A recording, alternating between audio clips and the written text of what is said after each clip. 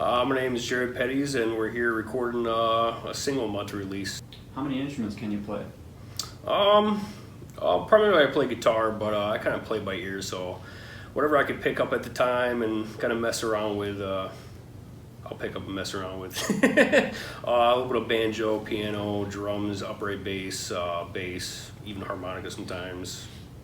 You know, a little bit of everything. I like to dabble a little bit. How did you get your start in music, and how long have you been doing it since? Well, when I was a kid, when I first started playing, I started just forming bands in high school and skipping out of class and playing in the auditorium instead of going to math class like I was supposed to. And, you know, I kind of sparked interest with all the other students there in class, and I started, you know, collaborating with people. And you know, eventually when I deployed to Iraq, I formed a band over there called Joe Snuffing the Details. We played on post for the troops there. And then when I got back, I started playing in local blues places in downtown Savannah where I was stationed. How did music help you in the military? It was kind of like what held me together. It was that outlet, you know, when you get back from patrol and pick up a guitar, it kind of is a way to relieve stress and get your feelings out there. So that was always huge for me. Who's been your biggest influence and why? My biggest influence, I'd probably have to say, is my dad.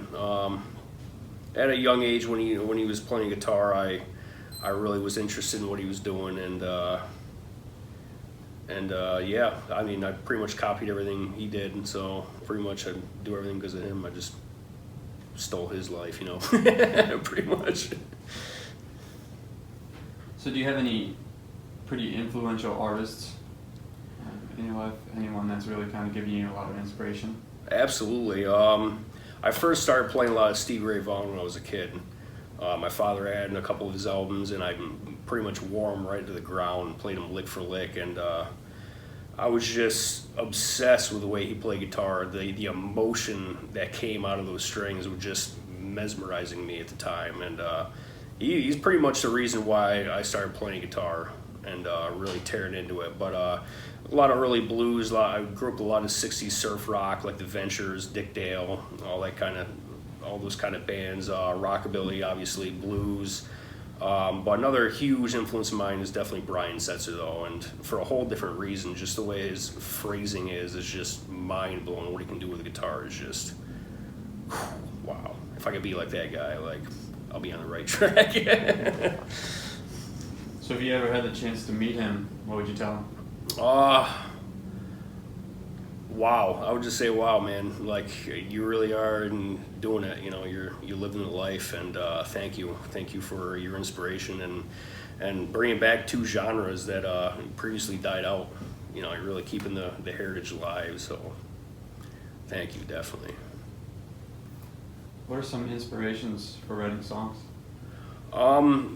The way I write music is usually around the guitar, so I'll like write licks first. I'll find a lick that really resonates with me, and then I'll jot that down, and then I'll tend to write the entire song first before I start getting the lyrics. And then usually when I start writing lyrics, I gotta make some adjustments and stuff, but it's usually guitar based. I just start with that first.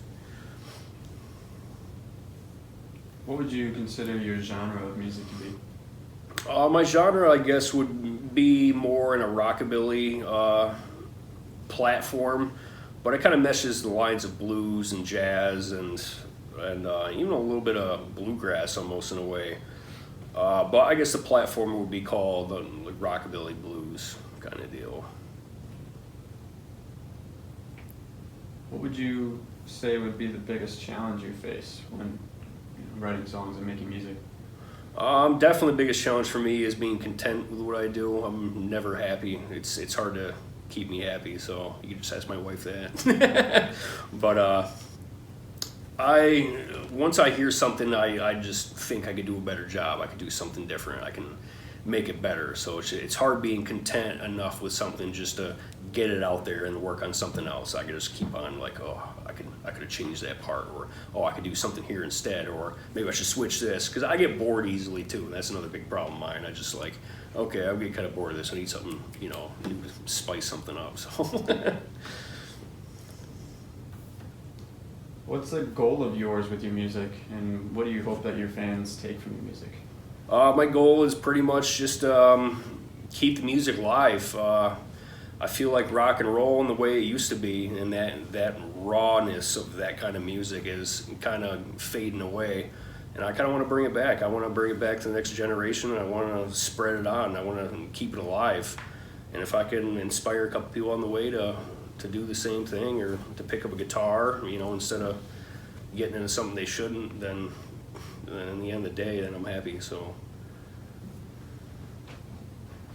how do you balance having a family and trying to pursue a career in music? not very easily. It's tough. It's definitely time management. You got to pick a time where you're with your family, turn off all your devices, try to stop thinking about music, as hard as that is. Turn that switch off and spend time with them. And I guess that's the key. I mean, I'm still trying to figure that out myself, because it's tough. It's tough raising a kid, and we have twins on the way now, and I can't imagine how it's going to be after that point. So definitely time management. Spend your time with your family. They're the priority. And then, try to find your inspiration off that and make music off that. Where do you hope to see yourself in your music in 5 years?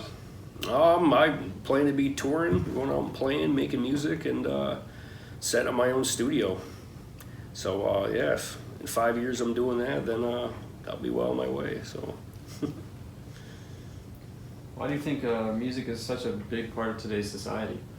I think music it's just part of human nature. It's just everybody has it in them, and now, just like any other time, it's people cling to music in hard times, and just in good times, and any time really. It's just human. It's just a part of all of us, I think. All right, well, that's all the questions I have. Thank you, Jared. All right, thank you very much.